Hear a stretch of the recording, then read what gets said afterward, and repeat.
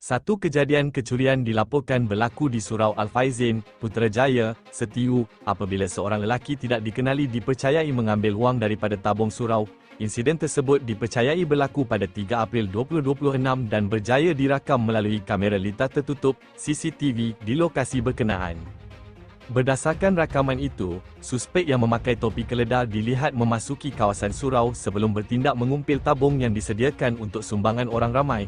Selepas berjaya membuka tabung tersebut, lelaki berkenaan kemudian mengambil sejumlah wang yang berada di dalamnya dan terus meninggalkan lokasi kejadian. Setakat ini, jumlah kerugian sebenar masih belum dapat dipastikan dan tiada maklumat lanjut diperoleh mengenai identiti suspek.